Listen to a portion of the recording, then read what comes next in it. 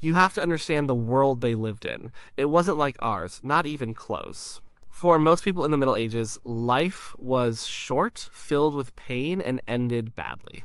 Disease could take your children in a week. A bad harvest meant starvation. A small cut could get infected and kill you. And underneath all of this, underneath the daily struggle for survival, was a deep, unshakable belief. The belief in God, heaven, and hell. And hell wasn't just a concept, it was a real place. A place of eternal, unimaginable torment. Preachers described it in vivid detail. The fire, the demons, the endless suffering. Sin was a ticket to hell, and everyone was a sinner. Every thought, every word, every action could be a stain on your soul. The church offered a way out, of course. It's confession, prayer, and penance. Penance was the key. It was the act of paying for your sins, of showing God you were truly sorry. For most, penance was simple things. Saying extra prayers, giving money to the poor, fasting. But for some, that wasn't enough. They felt the weight of their sins so heavily, they believed their bodies had to pay the price. The body was seen as a source of temptation, a vessel of sin. It desired food, comfort, and pleasure. To achieve spiritual purity, you had to conquer the body. You had to discipline it, then punish it. This idea wasn't new. Early Christian hermits and monks had practiced it for centuries. They lived in deserts or remote caves, starving themselves, wearing rough clothing, and sometimes whipping their own backs. It was a private act of devotion, a personal struggle between the flesh and the spirit. They believed that by sharing in a small fraction of Christ's suffering, they could purify their souls and grow closer to God. Jesus had been scourged by the Romans before his crucifixion. His suffering was the ultimate act of redemption for mankind. So to imitate that suffering, even in a small way, was seen as the highest form of piety. This private, controlled form of self-punishment was known as discipline. It was a tool used by the devout, the monks and nuns, who had dedicated their lives to God. They would use a small whip, often called a scourge, on their own backs in the privacy of their cells. It was a reminder of their sinfulness and a way to focus the mind on prayer. It was painful, yes, but it was structured. Well, it was part of a larger spiritual life guided by the rules of their religious order. But what happens when that idea escapes the monastery? What happens when it spills out into the streets, into the minds of ordinary people living in a world they believe is ending? What happens when the fear of God's wrath becomes so overwhelming that a private act of penance turns into a public spectacle of blood and hysteria? The world was about to find out. The quiet discipline of the monk was about to become the roaring, bloody procession of the flagellant. The belief was already there, like dry kindling. All it needed was a spark to set the world on fire. And that spark was the plague. Imagine waking up one morning and your neighbor is dead. The next day, it's the baker. The day after, half the families on your street are gone. Black sores appear on their bodies. They develop a raging fever, and then they die.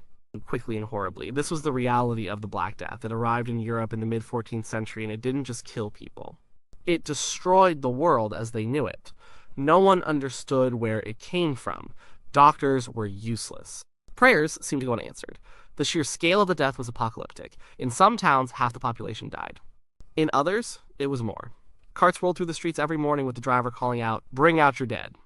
The social fabric unraveled. Parents abandoned their sick children. Priests refused to give last rites, terrified of catching the disease.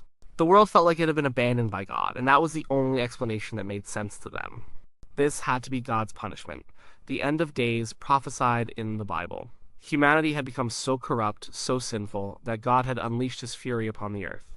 The plague was a divine judgment. If that was the case, then normal penance wasn't going to work.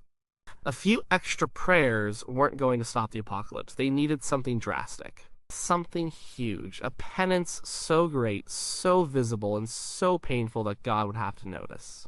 He would see their suffering, and maybe, just maybe, he would relent. This is when the flagellant movements exploded.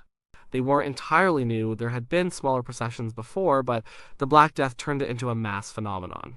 They were called the Brethren of the Cross, or the Geisler, from the German word for flogger. They appeared as if from nowhere, wandering from town to town in large, organized groups. Picture the scene. A town, paralyzed by fear and death, hears a sound in the distance. A low, mournful chanting. Then, they appear over the hill. A long procession of people, hundreds of them, walking 2 by 2. They are dressed in simple white robes, their faces hidden by hoods or hats. Many carry crosses or banners painted with scenes of the crucifixion and the Last Judgment. They walk barefoot no matter the weather. They don't speak. They only chant hymns about sin and redemption. The townspeople would pour out of their homes, watching in a mixture of awe and terror. The procession would march to the town square, or the churchyard. There, the master of the group, their leader, would read a letter they claimed came from an angel, a letter that prescribed their ritual as the only path to salvation. He would preach a fiery sermon, telling the people that their sins had brought this plague upon them, and that only through blood could they be cleansed. Then, the ritual would begin. The flagellants would form a large circle. They would strip to the waist, revealing backs that were already scarred and bruised from previous rituals. Each of them held a scourge. This wasn't the simple whip of a monk. This was a terrible instrument, a wooden handle with several leather thongs, and knotted into the ends of the thongs were sharp pieces of iron or bone. They were designed not just to sting, but to tear the flesh. Led by their master, they would begin to whip themselves. In a grim rhythm, the scourges would rise and fall, landing on their shoulders and backs. They would chant and cry out to God for mercy. As they whipped themselves, they would perform ritualized movements, falling to the ground in different positions. They might lie in the shape of a cross. They might fall in a specific way to signify a certain sin, like lying on their stomach for lust or on their back for pride. This wasn't a brief, symbolic act. It went on and on. The sound of the whips cracking, the groans of pain, the chanting, all echoing through the town square. Soon their backs would be a mass of bloody wounds, blood would spatter on the ground on the robes of those next to them, and the townspeople watched. Some were horrified, but many were captivated. They believed they were witnessing true holiness, a sacrifice that could save them all.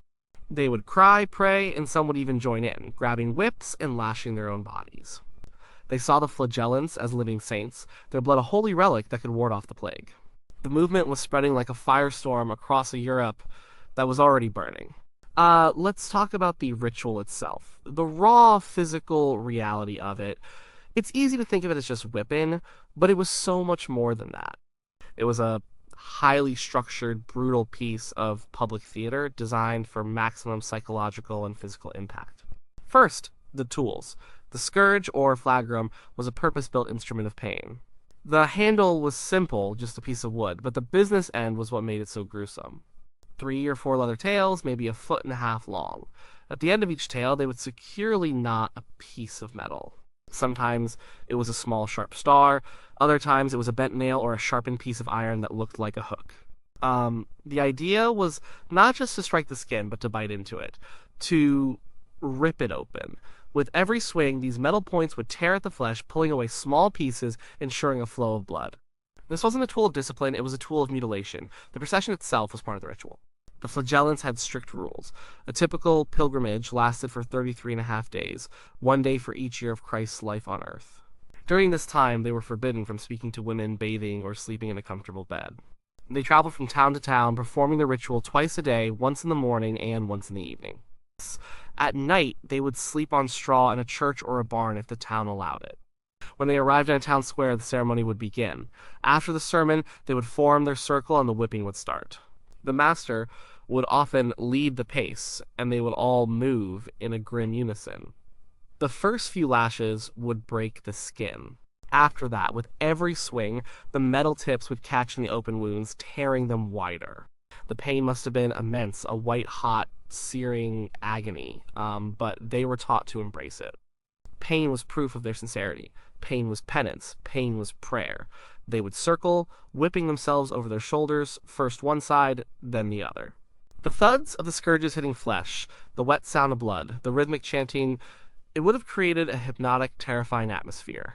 They would fall to the ground as their rules dictated. If a man confessed to adultery, he would lie face down on the ground, and the master might give him a few extra lashes.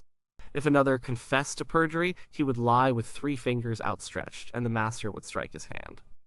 It was a public confession written in blood and pain. The sheer amount of blood was shocking. It would run down their backs, soaking into the white loincloths they wore. It would fly through the air, speckling the faces of the onlookers. The ground beneath them would become slick with it. And this is where the public reaction turned from simple observation to active participation. The people watching were convinced that this suffering was holy. They believed the blood of these men, who were so purely imitating Christ, had protective and curative powers. After the ritual was over, as the flagellants stood there, exhausted, shaking, and bleeding, the townspeople would rush forward. They would bring cloths and dip them in the flagellants' blood, believing it was now a sacred relic that could protect their family from the plague. They would press the cloths to their eyes or keep them as a holy charm. Some women, it was said, would even use the blood to make a mixture they would drink, hoping to become pregnant. This veneration of the flagellants turned them from mere penitents into something more. They were seen as prophets, as healers, as living martyrs. They had bypassed the church. They were communicating directly with God through their own suffering, and the people believed it. The physical aftermath for the flagellants was horrific. Their backs would be a raw, open wound. Infection was a constant, deadly risk. In an age without antibiotics, a deep, dirty wound was often a death sentence. Many must have died from blood loss, shock, or the septicemia that followed, but to them, even that was a victory. To die in such a state of grace, performing a holy act of penance, was to guarantee a path straight to heaven. It was a gruesome, bloody, and in their minds, beautiful way to die. At first, the church didn't know what to do with the flagellants. On one hand, their piety seemed genuine. They were fasting, praying, and performing extreme acts of penance. These were all things the church encouraged. Some local priests and bishops even welcomed the processions into their towns, believing they were a sign of a spiritual awakening in a time of crisis. The flagellants were, in their own way, calling people back to God. But the movement grew too big, too fast, and it was completely outside of the church's control. This was the core of the problem. The flagellants were a lay movement. Their leaders were not priests. They had no formal training, no official authority, yet they were preaching, hearing public confessions, and prescribing penance. Most dangerously, they began to claim that their 33-day ritual was so powerful that it cleansed a person of all sin. They were effectively forgiving sins. In the eyes of the Catholic Church, this was heresy of the highest order. The forgiveness of sins was a sacrament, a power given by Christ to his apostles and passed down through the priests and bishops. It could only be done through confession to an ordained priest. For a layman to claim that power was a direct attack on the authority of the church itself. If people believed they could be saved simply by joining a bloody procession, why would they need priests? Why would they need the Pope? The flagellants were creating a parallel church, one based on public spectacle and personal agony rather than on scripture and sacrament.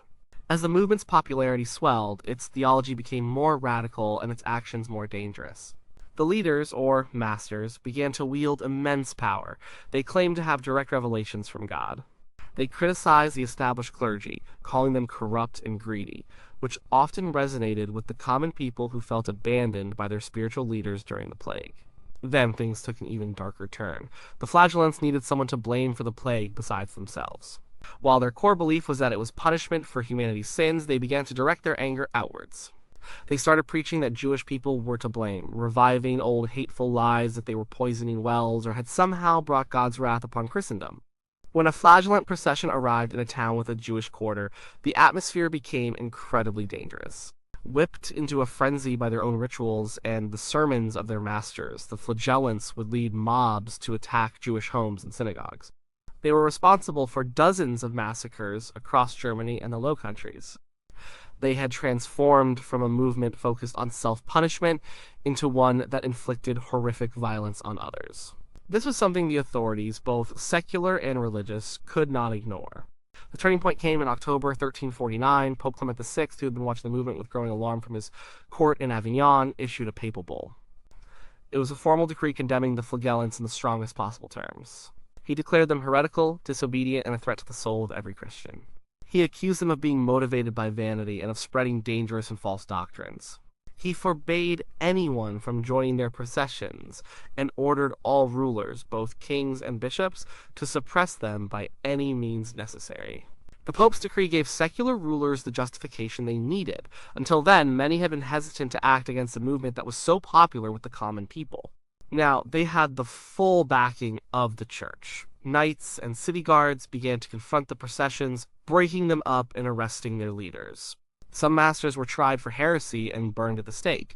Without their leaders and facing organized opposition, the movement began to fracture. As the first wave of the Black Death also began to subside in some regions, the intense apocalyptic fear that had fueled the flagellants started to fade. The great flagellant movement of the Black Death was over almost as quickly as it had begun. It was driven underground, a bloody and chaotic chapter in a time of unimaginable horror. The great flagellant movement of the 14th century burned out, but the idea behind it never truly died. The image of the penitent whipping himself for the love of God was too powerful to disappear completely. What happened was that the practice was tamed. It was brought back under the control of the church, where it had started centuries before in the quiet cells of monasteries. Instead of chaotic, wandering bands of fanatics, the practice was formalized within religious groups known as confraternities. These were brotherhoods of laymen approved by the local bishop who dedicated themselves to charity and piety. In Italy and Spain, many of these groups were called the disciplinati, or the disciplined ones. They practiced self-flagellation, but in a controlled, ritualized way that reinforced rather than challenged church authority. Their processions were nothing like the wild, hysterical spectacles of the Black Death. They were orderly and somber, usually taking place during Holy Week, the days leading up to Easter. The members, known as penitents, would march through their town, often wearing hoods to conceal their identity. This wasn't about public spectacle and gaining a following, it was about anonymity and personal penance. They would whip themselves, but the act was part of a larger religious service led by a priest. The blood, the frenzy, the claims of forgiving sins, all of that was gone. It became a folk tradition, a local expression of faith that was safely contained within the boundaries of Catholic doctrine. You can still see the echoes of this today. In some towns, in Spain and Italy during Holy Week, you can witness processions of hooded penitents. In the Philippines, a predominantly Catholic country, some devotees engage in extreme forms of penance on Good Friday, including self-flagellation and even mock crucifixion. While the mainstream Catholic Church does not encourage these acts, they persist as a form of folk piety, a direct and visceral link to the idea of sharing in Christ's suffering. So, what is the legacy of the medieval flagellants? They represent a terrifying example of what can happen when faith, fear, and social collapse collide. The movement was born from a genuine, if extreme, religious impulse. In a world that seemed to be ending, where the established authorities of medicine and religion had no answers, they tried to take matters into their own hands. They were trying to bargain with God, offering their own pain and blood in exchange for mercy. Their story is a stark reminder of the power of mass hysteria. The fear of the plague was so intense that it warped people's sense of reason. The sight of the processions, the blood, and the raw emotion was contagious. It created a feedback loop where the more extreme the penance, the more holy it seemed, and the more people were drawn to it. It also shows the danger of religious movements that operate outside of any established authority. Without the structure and theological guidance of the Church, the flagellants' beliefs quickly spiraled into heresy and violence. Their conviction that they were right, that they were God's chosen instruments, allowed them to justify horrific acts, particularly the massacres of Jewish communities. They became a law unto themselves, and the result was chaos. Ultimately, flagellation was a desperate response to a desperate time. It was an attempt to find meaning and control in a world consumed by random, inexplicable death. It was a dark and gruesome chapter, rooted in a profound fear of damnation and an equally profound hope for salvation.